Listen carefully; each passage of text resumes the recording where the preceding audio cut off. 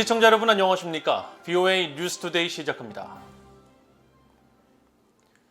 마크 에스퍼 전 국방장관이 VOA와의 인터뷰에서 북한 정권의 위협은 실제적이고 즉각적이라며 한반도에 최신 5세대 스텔스 전투기인 F-35를 배치해야 한다고 제안했습니다. 또 한국이 민주주의 국가들과 단결해 중국의 강압에 맞서고 쿼드 가입을 강하게 추진해야 한다고 강조했습니다. 에스퍼 전 장관과의 인터뷰를 조은정 기자가 전해드립니다. 마크 에스퍼 전 국방장관은 최근 발간한 회고록 성스러운 맹세에서 재임 당시 주한미군의 전투기들을 최신 5세대 F-35 스텔스기로 교체하고 싶었지만 한국의 국내 정세와 북한의 반응 등 여러 이유로 추진이 어려웠다고 밝혔습니다. 에스퍼 전 장관은 11일 VOA와의 인터뷰에서 북한 정권의 위협을 감안하면 한반도에 F-35 전투기를 상시 배치하는 게 중요하다고 강조했습니다. The threat from North Korea is real, and it would be immediate if Kim Jong-un decided to do something. So I was always a big believer in having our most advanced capabilities forward, and in this case, it would be the F-35, given what it brings to the battle space. 에스퍼 전 장관은 F-35의 한국 배치가 북한은 물론 장기적으로 중국에 대해서도 강력한 억지 신호를 보내게 될 것이라고 말했습니다. 이런 차원에서 미국 공군 F-35 전투기가 한국에 도착해 이번 주 한국의 F-35 전투기와 공중연합훈련을 하는 것은 확장 억제 강화 움직임의 일환이라며 긍정적으로 평가했습니다. 전술적 측면에서는 상호 운용성을 높이고 정치적 측면에서는 동맹의 힘을 보여주면서 함께 훈련 의지를 과시하는 효과가 있다는 설명입니다. 에스퍼 전 장관은 또 한국이 가치를 공유하는 자유민주주의 국가들과의 연대를 강화해야 한다며 장관 재임 당시 전임 문재인 정부는 중국의 궤도로 빠져들고 있다는 우려를 했었다고 새 책에서 회고하기도 했습니다. China has used its economic might against Korea, particularly with the initial deployment of the THAAD site. China has used its economic might against Australia, other countries around the world, but it's not going to get any easier if you kowtow to them every time they do this, which is why I think it's imperative, again, that the democracies of the Indo-Pacific and certainly the world stand up to the Chinese and say, we're not going to tolerate this behavior. 아울러 재임 당시 한국 성주에 사드 포대 주둔 미군들의 열악한 환경에 대해 한국 정부에 우려를 제기했지만 개선 조치를 3년이나 미뤘다며 이는 문재인 전임 정부가 미국을 동맹으로 제대로 대우하지 않은 것으로 생각한다고 회고했습니다. 또 한국 정부가 쿼드에 가입하는 것이 필수적이라며 윤석열 정부가 이를 강하게 추진해야 한다고 권고했습니다. Maybe the Quad partners aren't inviting, but I think Seoul should knock on that door pretty loud and ask to enter, push to join, and make it a quint. 미국의 대북 정책에 대해선 바이든 행정부가 일본 등 영내 동맹과 함께 공동의 접근법을 강화하고 있다며 이런 접근을 긍정적으로 평가했습니다.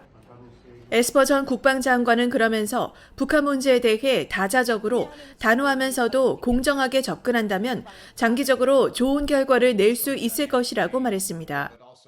VOA 뉴스 조은정입니다.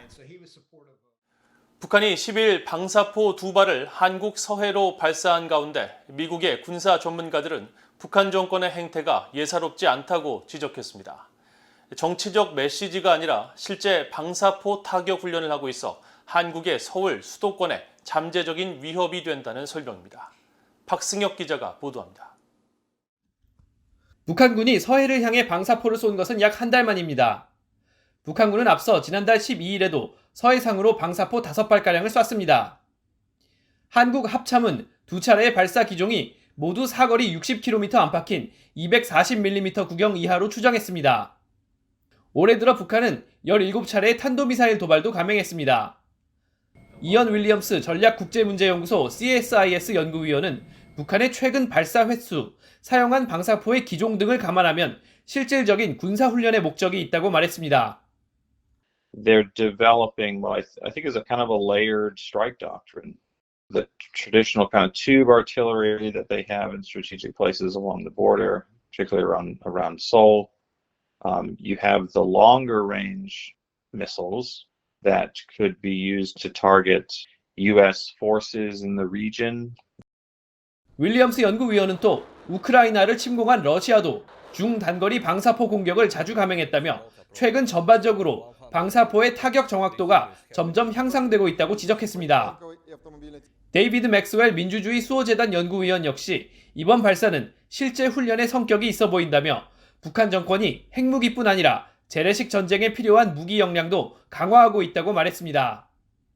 They are also advancing their military capabilities across the spectrum. We focus on their nuclear missiles, their ICBM, or their nuclear weapons, ICBM capabilities, but they have been developing the KN-23 and KN-24. 방사포가 단순한 포격에 그치지 않을 수 있다는 진단도 나옵니다. 군사 전문가 브루스 베넷 랜드 연구소 선임 연구위원은 북한군 방사포가 대부분 러시아산 기술에 기반해 있으며 일부 러시아 방사포에 화학 무기를 탑재하는 기능도 있다고 말했습니다. This may not just be an issue of accuracy. That kind of launcher may well have a significant chemical weapons capability because they went and purchased those rockets. 전문가들은 북한의 도발에 미국과 한국이 전략무기 출격 등의 방식으로 대응하여 미한 동맹에 균열이 없다는 걸 보여주는 게 중요하다고 말했습니다. VOA 뉴스 박승혁입니다. 데니얼 크리튼브링크 국무부 동아시아 태평양 담당 차관보가 11일부터 15일까지 캄보디아와 일본을, 데릭 촐릿 국무부 선임 고문은 11일과 12일 한국을 방문한다고 국무부가 밝혔습니다. 국무부 대변인실은 11일 보도자료에서 크리튼브링크 차관보가 푸놈펜에서 캄보디아 고위 관리들을 만나 양자관계 등을 논의한 뒤 도쿄로 이동해 아베 신조 전 일본 총리의 피살과 관련해 일본 국민들에게 조의를 표할 것이라고 밝혔습니다. 그러면서 광범위한 영내와 국제적 사안에 걸친 미국과 일본의 강력한 파트너십을 논의하고 진전시키기 위해 일본 고위 당국자와 회동한다면서 미일 동맹은 인도태평양의 평화와 안정의 초석이라고 강조했습니다. 국무부 대변인실은 또 차관급인 데릭 촐릿 국무부 선임 고문이 11일과 12일 한국을 방문해 한국 정부 관리들, 학계, 시민사회 관계자들을 만나 미한동맹 강화 방안과 북한 정권이 제기하는 위협 등에 관해 논의할 것이라고 밝혔습니다.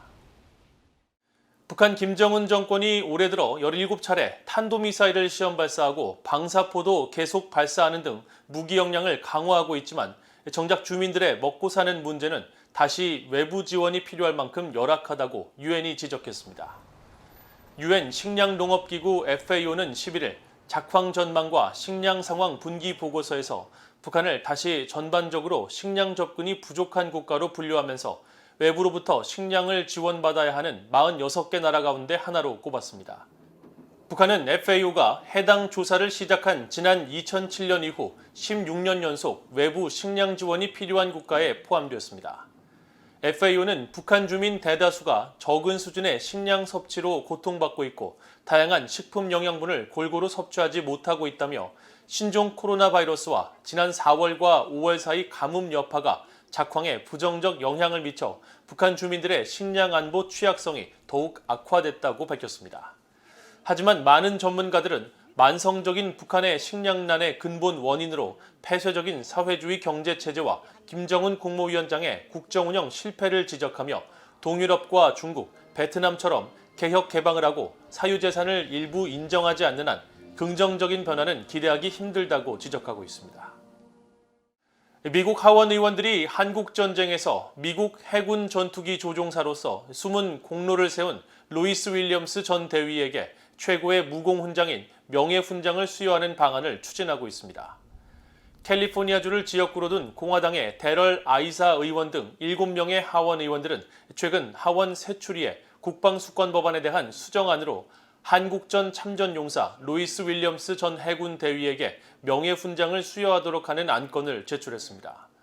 안건은 미군으로서 남다른 희생과 용기를 보이거나 공로를 세운 지 5년 안에 훈장이 수여돼야 한다는 규정과 관련해 윌리엄스 대위에게 예외 규정을 적용해 그에게 명예훈장을 수여하도록 하는 권한을 부여하는 내용입니다. 윌리엄스 전 대위는 한국전 당시 소련군의 미그 전투기 넉 대를 홀로 격추하는 등 영웅적인 희생과 용기를 보였습니다. 하지만 당시 미국 정보당국은 소련군의 한국전 개입으로 인한 확전을 우려해 윌리엄스 전 대위의 전공을 공개하지 않기로 했고 50년이 지난 2002년이 돼서야 공개를 승인해 윌리엄스 전 대위의 공로도 세상에 알려지게 됐습니다. 스페인 주재 북한 대사관 습격 가담 혐의로 최근 미국 법원에 의해 스페인 신병 인도 결정이 내려진 크리스토퍼 안 씨의 변호인이 구금의 부당함을 주장하는 800쪽 분량의 증거 서류를 법원에 제출했습니다. 미국 법원 전자기록 시스템에 따르면 안 씨 측 변호인단은 7일과 8일 이틀에 걸쳐 준비 서면 2건과 이를 뒷받침하는 증거 서류 등 총 790쪽에 달하는 문건 등을 미국 캘리포니아 중부 연방법원에 제출했습니다. 앞서 미국 연방법 집행기관인 미국 보안국을 상대로 안 씨의 인신보호 청원을 청구했던 변호인은 문건에서 대사관 습격 사건 자체가 탈북을 희망했던 북한 외교관과의 사전 모의를 통해 이뤄진 일이라는 기존의 입장을 강조했습니다. 인신보호 청원은 미국 연방기관의 특정인 구금에 대해 법원이 적법성을 판단해 줄 것을 요청하는 절차로 구금이 적법하지 않다는 판단을 받을 경우 안 씨의 스페인 신병인도 결정은 취소될 수 있습니다. 안 씨는 지난 2019년 2월 스페인 주재 북한 대사관에 침입해 납치극을 벌인 혐의로 같은 해 4월 스페인 수사당국의 요청을 받은 미국 연방수사국에 체포돼 재판을 받았으며 지난 5월 캘리포니아 중부 연방법원은 스페인과의 범죄인 인도 조약을 근거로 안 씨의 스페인 신병 인도를 승인했습니다. 이상으로 VOA 뉴스투데이를 모두 마칩니다. 시청해주신 여러분 고맙습니다.